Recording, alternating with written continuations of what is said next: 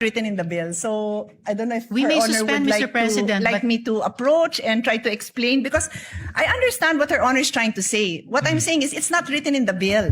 Mr. You President, can we ask may your suspend. staff because it's not written in the bill. We may suspend, Mr. President, but it is actually written in the bill, and I was asking the gentle lady kindly read it when I into the responded to her record. question. Then read it into the record, because yung binanggit niyong 5 items, nandyan nakasulat yan. But line 27, section 2, line 27 says, the promissory note shall be secured by any or a combination of the following. Yun nga kung binanggit nyo, nandyan yan. But it says a promissory note will be secured. My question was, paano mabubuhay ang mga ospital kung wala ng promissory note? Hindi nyo pwedeng ibato ito kasi ito sabi, the promissory note will be secured by the following. Perhaps Your Honor would like to make an amendment that says that in lieu of the promissory note, kasi yun ho ang sinasabi ninyo.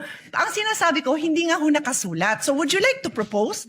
Because we are happy to study and support. But hindi nga ho nakasulat yun. Yun lang naman ang puntos ko. Hindi pwede kasi yung intention natin, hindi klaro sa batas.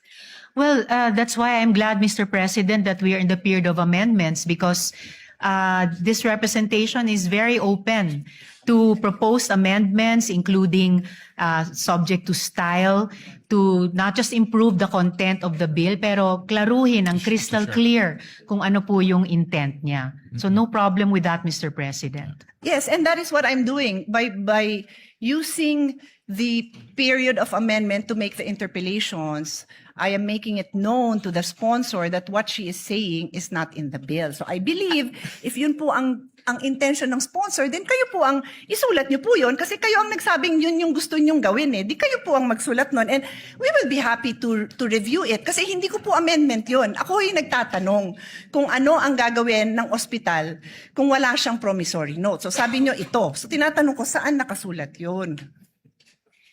No problem, Mr. President. We can improve this in this very period of amendments. Thank you. Tapos balikan ho natin yung expenses, no?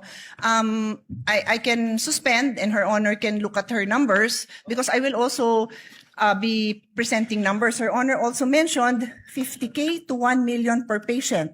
So does Her Honor intend to, kasi yun yung unang binanggit nyo. So does Her Honor intend to come up with a number based on those, that range of expense? That Her Honor mentioned. Kasi kailangan nga natin ng number because we have to find out where will we get this amount to support naman these private hospitals. Otherwise, this is a disaster because ang mangyayari, pipila lang sila sa Malacanang, magmamakaawa sila na wag ipasa to. Sayang naman yung effort natin dahil we all have the same intention. Pagandahin yung health system natin. Wag ma-detain ang mga tao, masuportahan ng mga indigents, but we have to know our numbers before we make this kind of amendments. And one more on that section, so maybe we can take a break so we can work on this section. Before we go on to the one more point of the gentle lady, Mr. President, definitely this is not going to turn out to be a disaster. The whole point of the bill, as the gentle lady herself has said, is to amend and update the original law. And that is why we are in the period of amendment to further improve it, Mr. President. The only reason I use the word disaster, Mr. President, because time and again, the small private hospitals have practically kneel down in front of us, begging us for support. So pag pinasa natin to, hindi dahil sa hindi natin kinonsider yung burden sa kanila, then disaster yun para sa kanila. At kung disaster yun para sa kanila, disaster yun sa healthcare system natin because we are partners. Yun lang naman ang sa akin. We are partners, public and private. May mga lugar, and again, the Senate President is listening intently. Thank you because alam nyo din to. There are areas where there are no public hospitals. So, private hospital yung inaasahan mo doon. Tapos, kung yung mga indigent patients, sabi natin, magpapasa tayo, wala nang promissory note. At again, forgive me kung hindi ko lang naiintindihan. Kaya nga sabi ko, please feel free to point it out and educate me kung saan dyan nakalagay. Ano ba yung in lieu of the promissory note na matatanggap ng ospital? Kasi, kung wala, mababaon sila sa utang. magsasara sila. And that threat has happened many times. Alam ni Senate President yan. Ilang beses yan hindi lang nag-threaten. Some of them really closed. During the pandemic, they closed because PhilHealth was not fast enough to reimburse them for the expenses that they incurred during the time. Marami hong nagsara.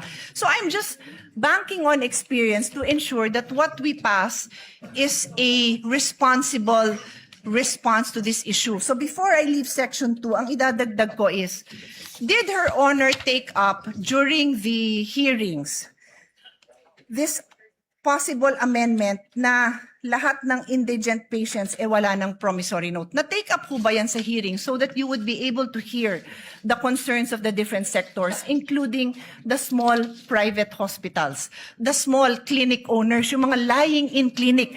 Maliit lang ang singil niya na pag nanganak ha, I'll try to pull out that number. It's not a huge amount because it's just a lying-in clinic, overnight pag nanganak.